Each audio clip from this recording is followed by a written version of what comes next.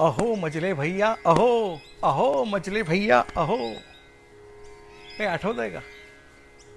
लहानपणी टी व्हीवरती महाभारत मालिका लागायची आणि तेव्हाच्या निर्णायक प्रसंगामधला हा डायलॉग आहे, हा प्रसंग आहे, जेव्हा श्रीकृष्ण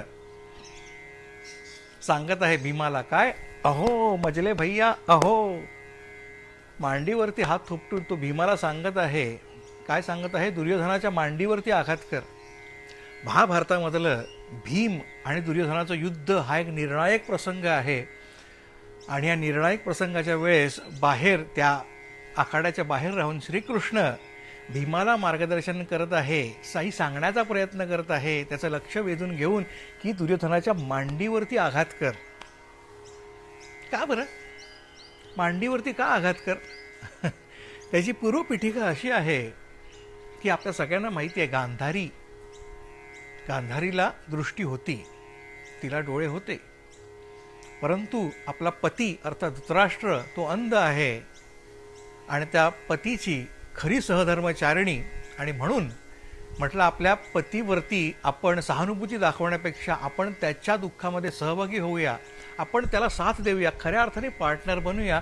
आणि म्हणून लग्न झाल्यानंतर त्या क्षणाला तिने डोळ्यावरती पट्टी बांधली आणि आपल्या पतीसारखं अंधजीवन ती जगली. आणि हा त्याग जेव्हा मित्रांनो आपण करतो तेव्हा त्या त्यागाबरोबर सॅक्रिफाईस लीड्स टू पॉवर. तिच्या दृष्टीमध्ये एक अनामिक शक्ती निर्माण झाली मित्रांनो, कारण तिची साधना झाली आणि ती साधना जी तपस्या आहे, तपश्चर्या जी आहे, ती त्या दृष्टीमध्ये साठत गेली. आणि जेव्हा युद्धाची वेळ आली भीम आणि दुर्योधन, तेव्हा गांधारीने दुर्योधनाला सांगितलं की तू जा आता स्नान करून ये आणि माझ्यासमोर उभा राहा. त्याप्रमाणे तो दुर्योधन गेला स्नान करण्याकरता आणि तो जेव्हा परत येत होता तेव्हा श्रीकृष्ण त्याला वाटेत सामोरे गेले. ही क्रॉस द पाथ. आणि श्रीकृष्ण ऑफकोर्स ते भगवानच आहेत, आपल्या भक्तांचं रक्षण करणं त्याचं काम आहे आणि त्याच्या आड येणारी प्रत्येक अडसर दूर करणं हे त्यांचं कर्तव्य आहे, नैतिक कर्तव्य आहे. भक्त रक्षण तत्पर हे त्याचं ब्रीद आहे. आणि त्याप्रमाणे ते झाले, त्या दुर्योधनाला सामोरे आले, क्रॉस द पाथ, आणि म्हणाले, अरे असं नग्नावस्थेत कुठे चालला आहेस तू? तेव्हा त्यांनी काही दोघांमध्ये संवाद झाला. तेव्हा श्रीकृष्णाने त्याला सांगितलं की अरे असा कुठे चाललेला आहेस तू? तुला काही लाज लज्जा शरम काही आहे की नाही? असा जाणार आहेस का कुठे? असा आपल्या आईसमोर जाऊन उभा राहणार आहेस का? अरे काहीतरी थोडीशी लाज शरम बाळग आणि किमान जंघेचा जो भाग आहे तो तरी झाक, लज्जा रक्षण तरी कर, असं श्रीकृष्णांनी दुर्योधनाला सांगितलं. आणि त्याप्रमाणे आपला जंघेचा जो भाग आहे त्याला एक आवरण घालून, त्याच्यावरती एक परिधान करून, जे काही असेल ते तो भाग झाकून तो गांधारी समोर उभा राहिला. आणि गांधारीने आपली दृष्टीवरची ती पट्टी कैक वर्ष बांधलेली ती सोडली आणि त्या दिव्य दृष्टीने त्या दुर्योधनाच्या देहाकडे पाहिलं. आणि ज्या क्षणी गांधारीने दुर्योधनाचा तो देह पाहिला, केवळ पाहण्याने, केवळ दृष्टीने दुर्योधनाचा संपूर्ण देह वज्राचा झाला. पण हाय रे दुर्दैव, गांधारीच्या चेहऱ्यावरचे भाव बदलले. तिने पाहिलं की दुर्योधन आपल्या जो मांडीचा भाग आहे, जो जंघेचा भाग आहे, तो झाकून आलेला आहे.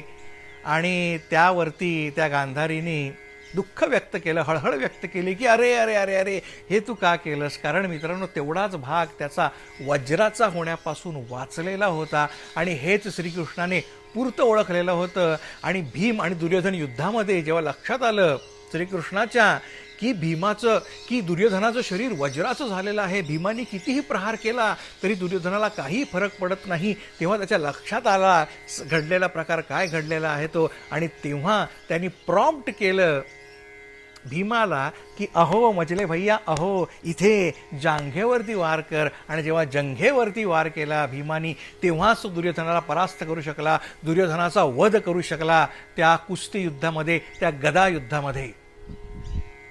आता तुम्ही म्हणाल हे जे काही मी आता सांगितलं, नमनाला घडाभर तेल वाहिलं, त्याचा आणि आपल्या कथेचा, गुरुचरित्राचा आणि दत्तबावनीचा काय संबंध?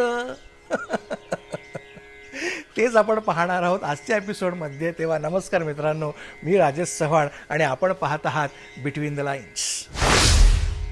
मित्रांनो, आपला दत्त बावनीचा प्रवास चालू आहे आणि आपण छान छान गोष्टी पाहत आहोत. मागच्या एपिसोडमध्ये आपण गोष्ट पहिली 60 वर्षाच्या वांजेची, की गुरुकृपेने तिला कसा पुत्र प्राप्त झाला, राईट.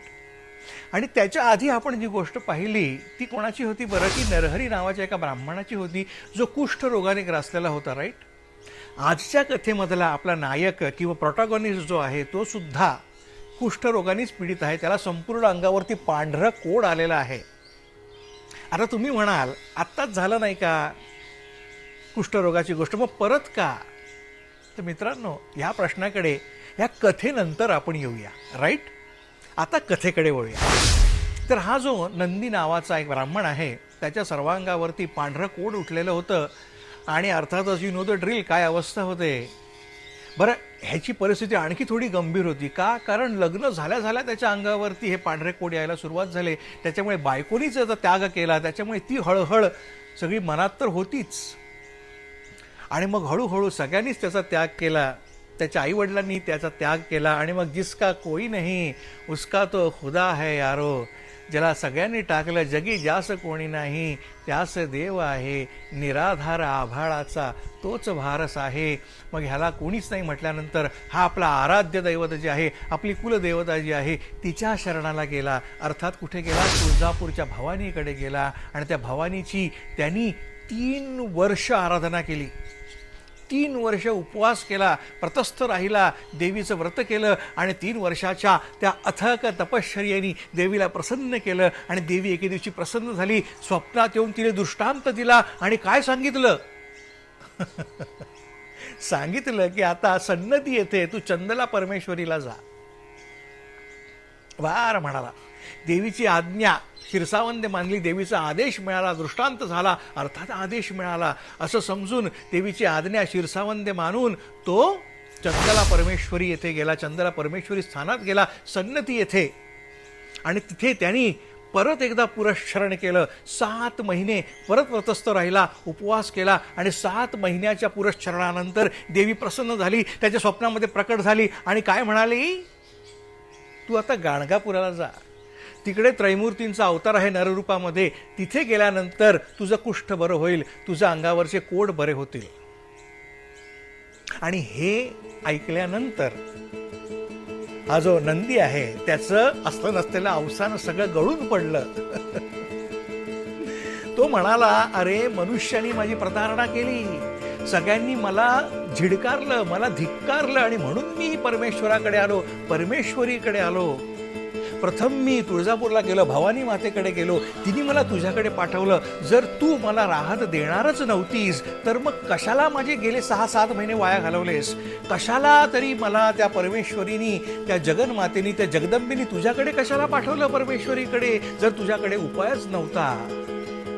तू मला मनुष्याकडेच पाठवणार होतीस तर तुझ्या देवपणाला काय अर्थ आहे? अरे हाय रे तुझं देवपण, त्याला कलंक लागला. मला मनुष्यापाशी का पाठवते आहेस?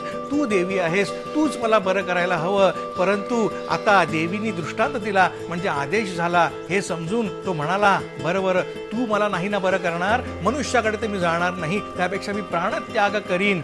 एक काम का नाही मी करत? आता शेवटचा पर्याय म्हणून परत एकदा पुरश्चरणाला बसतो, परत एकदा तुला प्रसन्न करतो, आणि मग पाहू काय होतं, असा त्यांनी मनाची निश्चय केला. परंतु मित्रांनो, तुम्ही आम्ही निश्चय करून काही होत नाही. परमेश्वराच्या मनात काय आहे त्याच्यावरती सगळा खेळ असतो. राईट. तसंच झालं. परत एकदा देवी स्वप्नात आली आणि देवीने परत एकदा त्याला तेच सांगितलं. अरे बापरे, म्हणाला, हे काय? देवी पण हट्टाला पेटली. हा हट्टाला पेटला तर देवी पण हट्टाला पेटली. बरं, भक्त जर चॅप्टर, तर देव आणखी कलंदर, धुरंधर.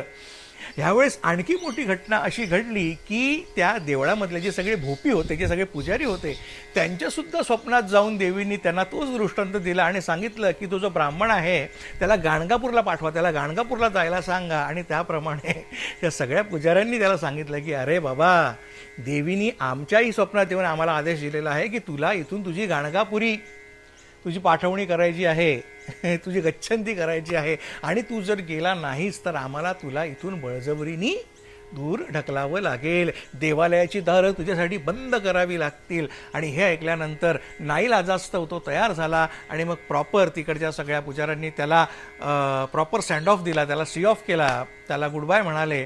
आणि मग तो चालत चालत तिथून जो निघाला तो थेट गाणगापुरात येऊन पोहोचला. आणि गाणगापुरात आल्यानंतर तो जेव्हा तिकडे मठामध्ये येऊन पोहोचला तेव्हा श्रीगुरू संगमावरती गेलेले होते. तेव्हा तिकडची जी व्हॉलेंटियर्स होते ते म्हणाले, थांबा, श्रीगुरू येतीलच थोड्या वेळाने. आणि मग त्याप्रमाणे तो तिकडे थांबला अंगणामध्ये. आणि काही क्षणातच श्रीगुरू तिकडे आले. आणि जसे ते श्रीगुरू येऊ लागले तसे व्हॉलेंटियर्स लोक त्यांच्या आजूबाजूला असतात, त्याला माहिती आहे. त्यांनी सांगितलं की असा असा हा ब्राह्मण कुष्ठरोगी तुमच्याकडे आलेला आहे. तेव्हा श्रीगुरू मला म्हणाले, मला माहिती आहे, मनात संदेह ठेवून आलेला आहे तो, असं म्हणाले. आणि आपल्या स्थानावरती बसले आणि म्हणाले, पाठवा त्याला. मग तसा तो अंगणातून श्रीगुरूंच्या समोर आला आणि श्रीगुरूंच्या चरणी त्यांनी धुळीमध्ये लोटांगण घातलं. त्याला पाहता श्रीगुरू म्हणाले, अरे देवापासून माणसाकडे का आलायस? मनुष्यापाशी का आलासी? मनात संदेह ठेवून आलायस ना, आलास तरी कशाला? देवाकडेच जायचं, माणसाकडे कशाला आलास? आणि हे शब्द ऐकले मात्र आणि अरे हे काय गुरु बोलून गेले? माझ्या मनामधला संदेह गुरूंना कसा कळला? तेव्हा गुरूंचं अंतर्यामित्व, अंतरसाक्षित्व त्याला पटलं आणि तो संपूर्णपणे शरणागत झाला आणि म्हणाला, अरे त्रैमूर्तींचा अवतारच आहेस, नररूपाने तू प्रकटलेला आहेस. मी तमांध होतो, त्याच्यामुळे मी तुझे तत्व ओळखू शकलो नाही, तुझ्यामधलं परब्रह्म तत्व ओळखू शकलो नाही. मला माफ कर, मी अज्ञानी आहे, मी मतिमंद आहे, मूढ आहे. इथे मला आदिशंकराचार्यांचं एक सुंदर स्तोत्र आठवतं, स्तोत्रामधलं एक कवन आठवतं. ते म्हणतात, मम सम पातकी नास्ती पापग्नी त्वत्समानही एवं ज्ञात्वा महादेवी यथा योग्यम तथा कुरु. ते काय म्हणतात, माझ्यासारखा पातकी या विश्वात नाही आणि तुझ्यासारखी पापोद्धारिणी या विश्वामध्ये नाही, हे जाणून देवी तुला जसं वाटेल तसं तू कर. अशा प्रकारे ह्या नंदी नावाच्या ब्राह्मणाने सद्गुरूंना, श्रीगुरूंना हाक मारली की माझी पाप आहे ते तुम्ही आपल्या पदरामध्ये घ्या. तुमचे चरण मी देखले आणि तुमचे चरण पाहिले, त्याच क्षणी माझ्या कैक जन्मांच्या पापांचा उद्धार झालेला आहे. श्रीगुरू आता मला मार्ग दाखवा, अन्यथा मी प्राणत्यागच करणार आहे. परंतु तुमच्या शरणाला आलेलो आहे, माझ्या मनामध्ये निश्चित खात्री आहे की इथे माझा उद्धार नक्कीच होणार आहे. आणि तेव्हा त्या बोलाने श्रीगुरू प्रसन्न झाले. श्रीगुरू हसले आणि म्हणाले, कोणाला? तिकडे त्या घोळक्यामध्ये एक सोमनाथ नावाचा ब्राह्मण होता. आता सोमनाथ मित्रांनो, काहीतरी थोडंसं क्लिक होतंय, anything ringing, the name rings the bell. मागच्या कथेमध्ये आपण जी गोष्ट पाहिली, कोणाची 60 वर्षाच्या त्या वंध्येची, त्या वांजेची, तिचं नाव गंगा पण तिच्या पतीचं नाव सोमनाथ. राईट? माझा असा तर्क आहे की तो सोमनाथ आणि हा सोमनाथ एकच असावा. तर त्या सोमनाथाला त्यांनी बोलावलं आणि म्हटलंय की ह्याला तू संगमावरती घेऊन जा आणि एक संकल्प कर. संकल्प केल्यानंतर त्याला तिथे तीर्थामध्ये स्नान करायला सांगा. स्नान झाल्यानंतर अश्वत्थाला अर्थात पिंपळाला प्रदक्षिणा मारायला सांगा आणि प्रदक्षिणा झाल्या की ह्याला माझ्याकडे परत घेऊन ये, असं सांगून त्यांनी त्वरित लगोलग जायला सांगितलं. आणि त्याप्रमाणे गुरूंची आज्ञा शिरसावंद्य मानून तो सोमनाथ जो आहे तो ह्या नंदी नाथाला घेऊन जो आहे तो गेला तीर्थावरती. तिकडे त्यांनी संकल्प केला. संकल्प केल्यानंतर संगमामध्ये त्या तीर्थामध्ये त्याला स्नान घालायला लावलं आणि स्नान करून डुबकी मारून तो जेव्हा बाहेर आला तेव्हा संपूर्ण अंगावरचे पांढरे डाग गायब. चमत्कार मित्रांनो. स्नान करून बाहेर जो आला त्या नदीमधून, त्या संगमामधून, त्या तीर्थामधून, संपूर्ण देहावरचं कुष्ठ नाहीसं झालं. अरे बापरे, केवढा मोठा चमत्कार. आणि त्यानंतर श्रीगुरूंनी सांगितलेल्याप्रमाणे पिंपळाला प्रदक्षिणा घातल्या, अश्वत्थाला प्रदक्षिणा घातल्यानंतर आणखी मोठा चमत्कार. संपूर्ण देह जो आहे तो सुवर्णाचा झाला, सोन्याचा झाला. देहाला कांती आली, म्हणजे काय गोल्ड झालं नाही, त्यात तोळ्याने विकलं. देहाला कांती आली म्हणजे काय? दोन गोष्टी असतात मित्रांनो. आपण जेव्हा आजारी असतो तेव्हा पहिलं रोगमुक्त होणं हा टास्क असतो आणि रोगमुक्त झाल्यानंतर सुदृढ होणं. राईट? 2 टप्प्यांमध्ये असते, रिकव्हरी आणि देन पुष्टी. इथे काय झालं, रिकव्हरी पण झाली आणि पुष्टी पण झाली. अंगावरचं कोड पण गेलं आणि पुष्टी पण झाली. देहाला कांती सुद्धा मिळाली. दोन्हीही झालं. कुष्ठ गेलं आणि पुष्टी पण मिळाली. आणि मग काय मित्रांनो, आ हा हा हा हा, मनाला केवढा मोठा आनंद, कोण आनंद आनंद व्हावेना त्याच्या अंतःकरणामध्ये. आणि सोमनाथ मग त्या नंदीनाथाला घेऊन परत एकदा श्रीगुरूंच्या दर्शनाकरता त्या मठामध्ये आला आणि अक्षरशः मित्रांनो त्या नंदीनाथाने श्रीगुरूंच्या चरणी लोटांगण घेतलं, अश्रूंनी श्रीगुरूंच्या चरणाला आंघोळ घातली, श्रीगुरूंचं स्तोत्र गायलं, अनेक प्रकारे त्यांची स्तुती केली. मित्रांनो, कैक वर्षांचं कष्ट, कैक वर्षांचे भोग, की यातून आता कुठेही गत्यंतर नाही. अरे देवीनी लाथाडलं, देवीनी दुसरीकडे पाठवलं, दुसरीनी तिसऱ्याकडे पाठवलं, दरदरची ठोकरं खात हा शेवटी श्रीगुरूंकडे आला. आणि श्रीगुरूंनी त्याला वाटलेलं जिथे देवीनी हात टेकले आहेत तिथे मनुष्य मला काय राहत देणार, मला काय उद्धार करणार. परंतु सगळे फोल ठरलं आणि एका मनुष्यरूपी नररूपी त्रिगुणामूर्ती त्या नरसिंहानी अर्थात दृश्य सरस्वती स्वामींनी आपल्या कृपाशीर्वादाने ह्याचं शरीर, ह्याचं कुष्ठ जो आहे तो बरा केला, शरीर दिव्याचं केलं. म्हटल्यानंतर त्यांनी लोटांगण घातलं, लोळण घातली, अनेक प्रकारे कृतज्ञता व्यक्त केली. तेव्हा श्रीगुरू त्याला म्हणाले, बरं बरं बघ बरं, आता तुझा सगळं व्यवस्थित आहे ना, सगळ्या अंगावरचं कुष्ठ गेलं आहे ना. आणि श्रीगुरूंनी बोलल्यानंतर त्यांनी सगळं पाहिलं, अरे वा वा वा, छान छान छान. अरे हे काय, लक्षात आलं जंघेवरती थोडंसं कुष्ठ राहिलेलं होतं, पांढरे डाग राहिलेले होते. ते बघितले आणि चपापला, मनात धस्स झालं, अरे बापरे हे काय, हे काय झालं. आणि श्रीगुरूंना म्हणाला, श्रीगुरू तुम्ही जर मला बरं केलं, तुम्ही जर माझा कुष्ठरोग घालवलात, तुम्ही जर माझ्या रोगाचं निवारण केलं, तर मग ही खोट राहिली कशी, ही उणीव राहिली कशी, हे डाग राहिले कसे. श्रीगुरू मला ह्यातून मार्ग दाखवा. तेव्हा श्रीगुरू म्हणाले, म्हणजे ह्यानी ही tried to pin it on Shriguru, right, की तुमचं एवढं कृपा असताना हे असं कसं झालं. Then Shriguru rightly pinned it back to him. Shriguru म्हणाले, मनामध्ये संदेह धरून आला होतास ना, मनामध्ये कुतर्क होता ना, त्याच्यामुळे ते राहिलेलं आहे. इट्स नॉट माय डुईंग बेटा, इट्स युअर डुईंग.